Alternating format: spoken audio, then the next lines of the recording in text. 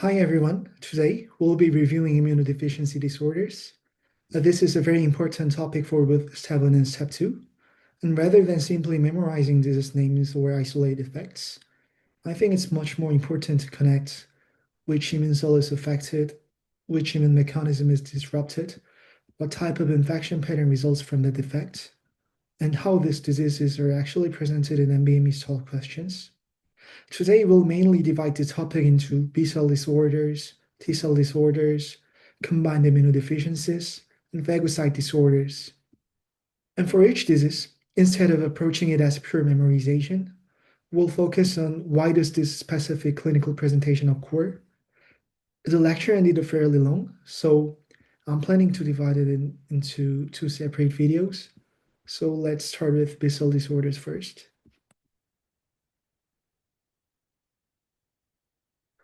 In general, B-cell disorders impair antibody production, so patients become particularly susceptible to pyogenic bacterial infections.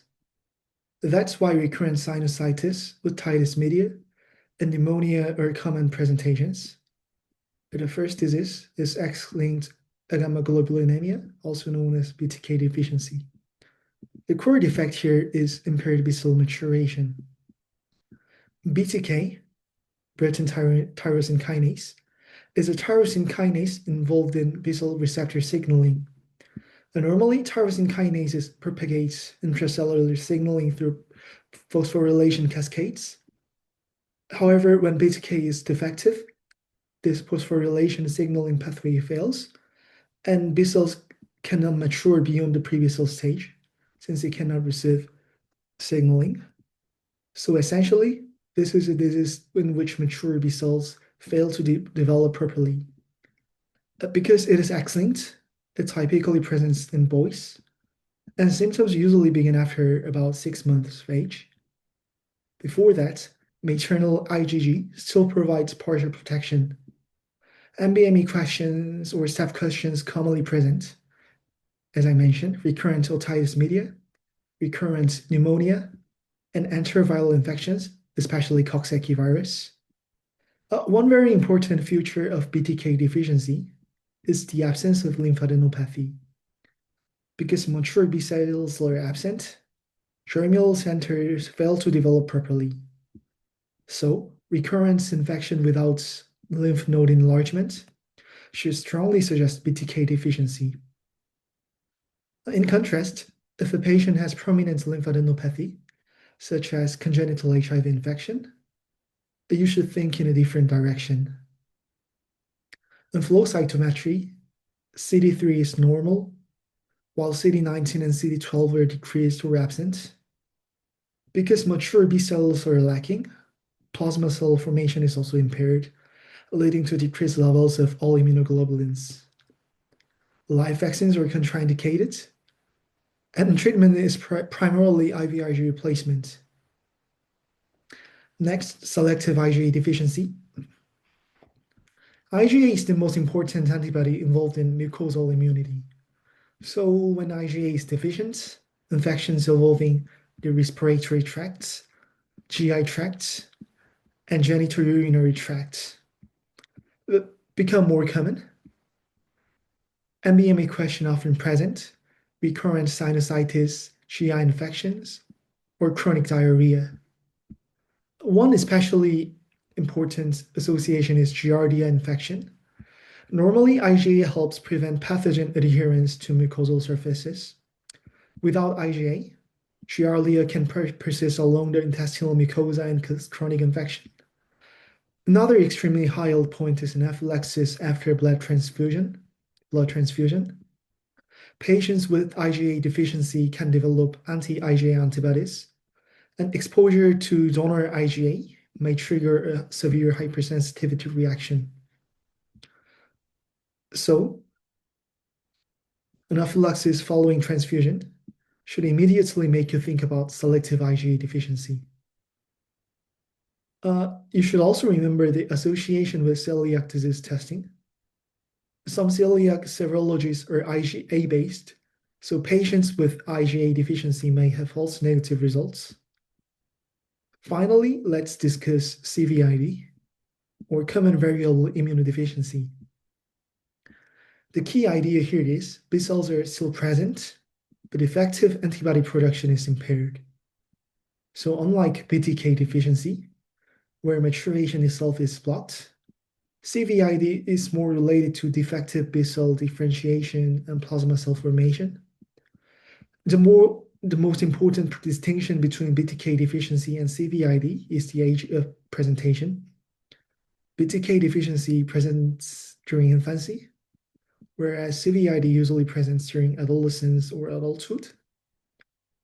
The question often describes an adult with recurrent sinusitis and pneumonia. And unlike BTK deficiency, patients with CVID may also develop lymphadenopathy because B cells are still physically present.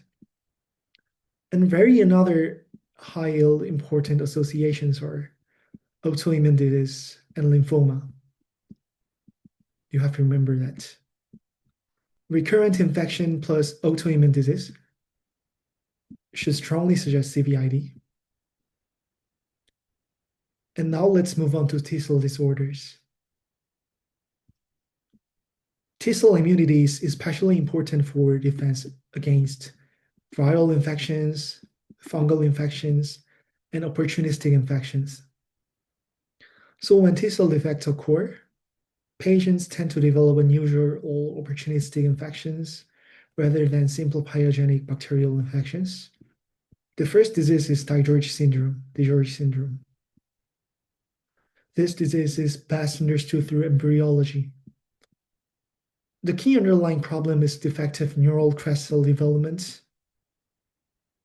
During embryogenesis, neural crest cells contribute to the formation of several important structures, including the pharyngeal pouches. You absolutely need to remember these derivatives. The third pouch, thymus and inferior parathyroids. The fourth pouch, superior parathyroids plus parafollicular C cells. As a result, patients with DiGeorge syndrome develop abnormalities involving the thymus and the PTH gland. And we have to understand the role of the thymus. T cell precursors produced in the bone marrow migrate to the thymus for maturation. Within the thymus, positive selection and negative selection take place. Positive selection allows survival of T cells capable of recognizing MHC molecules. And negative selection removes T cells that react too strongly against self-antigens. So the thymus essentially educates functional but self-tolerant T cells. In DiGeorge syndrome, thymic development fails, leading to impaired T cell-mediated immunity. As a result, patients become susceptible to viral infections, fungal infections, and opportunistic infections. Absence of the thymic shadow on chest X-ray is another important clue. Because T cell immunity is impaired, live vaccines may also be contraindicated. Another major feature is hypocalcemia. Due to defective PTH gland development, calcium regulation becomes impaired, and often it is presented as infantile seizures. Recurrent infection plus hypocalcemic infantile seizures strongly suggests DiGeorge syndrome. And cardiac defects are also extremely important because neural crest cells are involved in cardiac outflow tract development. Patients may develop tetralogy of Fallot, truncus arteriosus, or interrupted aortic arch. From an MBME or step exam perspective, tetralogy of Fallot can appear independently, but truncus arteriosus is very commonly associated with DiGeorge syndrome, so that association is worth remembering. And also we have to remember that key findings, palatal abnormalities, for example, cleft palates or bifid ovula. Next is IL-12 receptor receptor deficiency. This disease is best understood as a signaling defect between macrophages and T cells. Normally, macrophages phagocytose intracellular organisms and then release IL-12. And then IL-12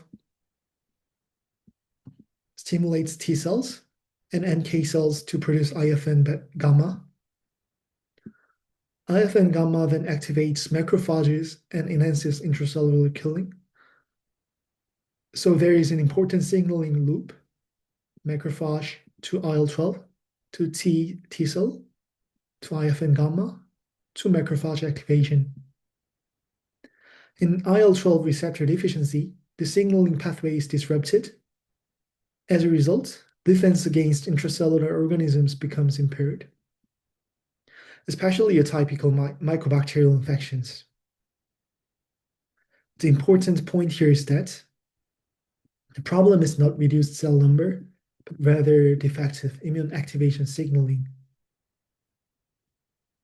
Finally, let's discuss hyper-IgE syndrome, also known as CHOP syndrome. This disease is caused by a STAT3 mutation leading to defective Th17 differentiation. You should remember the role of Th17 cells.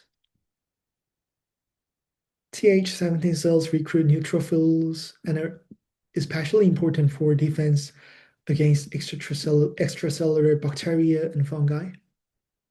When this pathway is disrupted, neutrophil recruitment decreases, leading to recurrent skin and lung infections.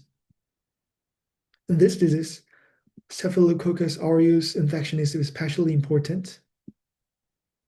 A board question commonly describes cold abscesses, eczema, markedly elevated IgE, and eosinophilia. The term cold abscess is extremely important. It's a buzzword. Normally, abscesses produce strong inflammatory signs such as redness and warmth. However, because neutrophil recruitment is impaired in this disease, the inflammatory response is relatively weak. That's why these abscesses are described as cold. Also, because IgE levels are markedly elevated, it helps to connect the disease with allergic type presentations. So eczema, eosinophilia, and elevated IgE all occur together due to immune dysregulation combined with Th17 dysfunction.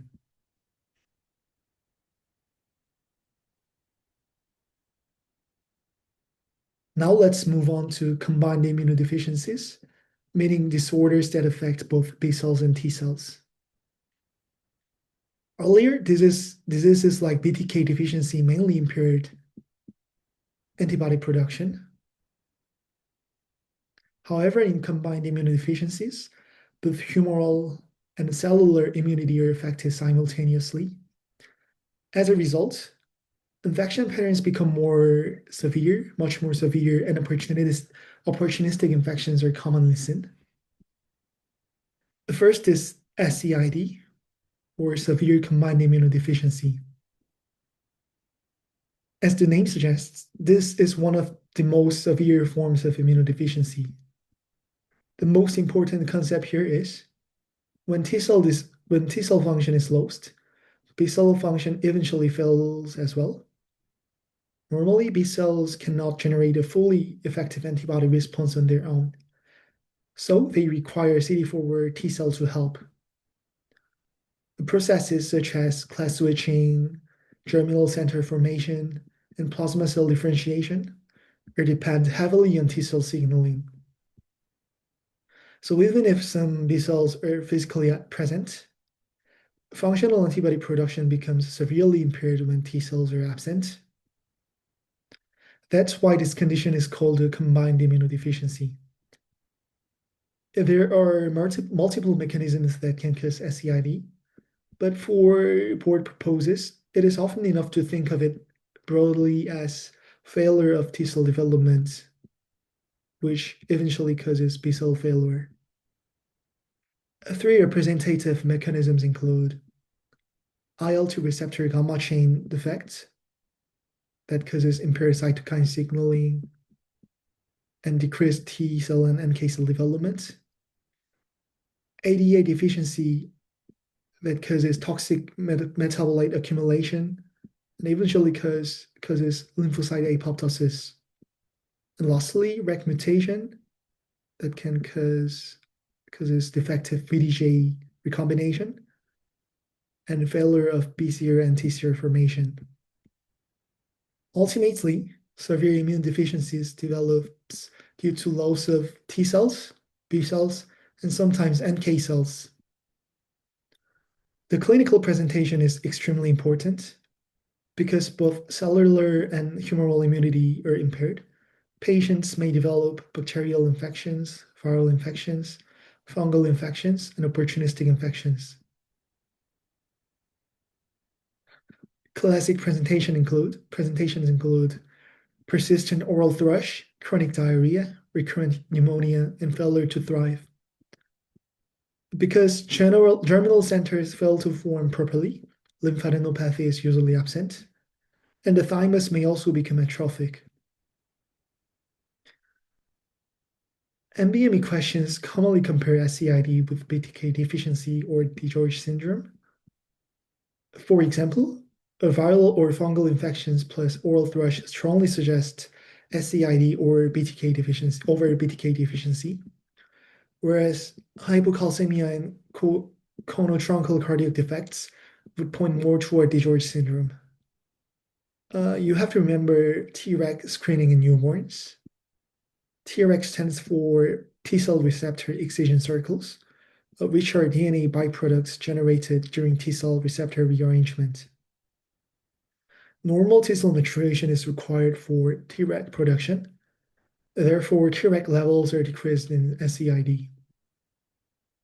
Live vaccines are contraindicated, and the definitive treatment is hematopoietic stem cell transplantation. Because the fundamental problem lies within the immune cell lineage itself. Oh, I forgot to remember that in the newborn with SCID, transplacentally acquired maternal T cell causes GVHD and presented as morbilliform rash shortly after birth. Next is ataxia telangiectasia. The disease is caused by an ATM mutation leading to defective repair of DNA DS strand breaks. As a result, rapidly dividing cells and cells requiring DNA rearrangement become especially vulnerable. Lymphocytes are heavily affected because receptor rearrangement is essential during their development. This leads to immunodeficiency, particularly recurrent sinopulmonary infection associated with IgA deficiency. The classic clinical presentation triads include ataxia, telangiectasia, and recurrent infections because of IgA deficiency. Ataxia results from cerebellar dysfunction, while telangiectasia develops due to impaired endothelial vascular structural maintenance. Other important associations include radiation sensitivity, increased risk of lymphoma and leukemia, and elevated AFP levels. In board exams, evincing ataxia plus telangiectasia or recurrent infections with elevated AFP, which seems quite isolated facts, strongly suggests ataxia telangiectasia. Next is hyper IgM syndrome. Normally, B cells initially produce IgM, then undergo class switching with the help of T cells to produce IgG, IgA, and IgE. The critical interaction here is CD40 on B cells and CD40 ligand on activated T cells. On hyper IgM syndrome, CD40 ligand deficiency disrupts this signaling pathway. As a result, class switching fails, leading to persistently elevated IgM with low levels of other immunoglobulins. Germinal center formation is also impaired. Patients therefore develop recurrent pyogenic infections. Additionally, macrophage activation is impaired, so opportunistic infections may also occur. Important examples include pneumocystis and CMV infection. So this disorder is better understood not simply as a B-cell disorder, but as a combined immune dysfunction involving abnormal T-cell and macrophage signaling as well. Finally, let's discuss Wiskott-Aldrich syndrome. This disease is caused by defective cytoskeleton modeling, leading to dysfunction in both leukocytes and platelets. A common mnemonic is water, Wiskott-Aldrich, thrombocytopenia, eczema, recurrent infection. Leukocyte dysfunction leads to recurrent infections, while platelet dysfunction causes thrombocytopenia and bleeding tendency. Immune dysregulation also contributes to eczema. Board questions often compare Wiskott-Aldrich syndrome with hyper-IgE syndrome. Both can present with eczema and recurrent infections. However, the presence of thrombocytopenia, it strongly favors Wiskott-Aldrich syndrome. Finally, let's move on to phagocyte disorders. Here, the key is not simply the number of neutrophils, but whether neutrophils can migrate properly to the site of infection and effectively kill pathogens. So it's helpful to divide these disorders into defects involving adhesion and migration, phagolysosome fusion, or oxidative killing. The first disorder is leukocyte adhesion deficiency, or LAD type 1. This disease is caused by a defect in beta-2 integrin, also known as CD18. Normally, neutrophils must adhere to the vascular endothelium before exiting the bloodstream and migrating toward infected tissue. Integrin-mediated adhesion is critical for this process. In LAD, neutrophils cannot adhere properly, so they fail to migrate out of blood vessels. As a result, recurrent bacterial infections and impaired wound healing develop. One of the most important board clues is marked neutrophilia without pus formation. Neutrophils are abundant within the bloodstream, but they cannot actually reach the infected tissue. Delayed separation of the umbilical cord is another classical finding. If separation occurs beyond about 30 days, it strongly supports leukocyte adhesion deficiency. Next is Chediak-Higashi syndrome. The disease is caused by a LYST mutation leading to defective lysosomal trafficking. Normally, lysosomes and phagosomes move along microtubules and fuse together. In this disorder, that transport system is disrupted, leading to impaired phagolysosome fusion. As a result, recurrent infections occur, and PB smears show giant granules within neutrophils. Another major feature is partial albinism. This occurs because melanosome transport also depends on microtubule function. So the combination of recurrent infection, giant granules, albinism, and neuropathy supports strongly Chediak-Higashi syndrome.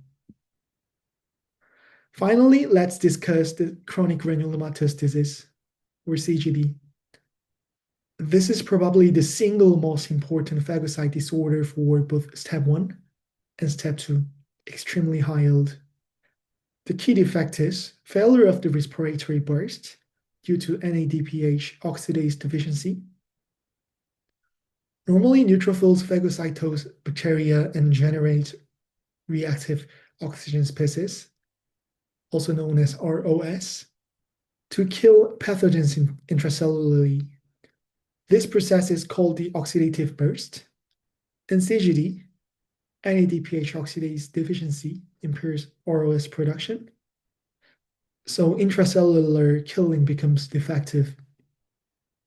One of the most important concepts in CGD is susceptibility to catalase positive organisms. Some bacteria naturally produce hydrogen peroxide, which neutrophils can still use as an alternative ROS source, even if their own ROS production is impaired. However, catalase positive organisms break down their own hydrogen peroxide using catalase. So in CGD patients, even this backup ROS source disappears.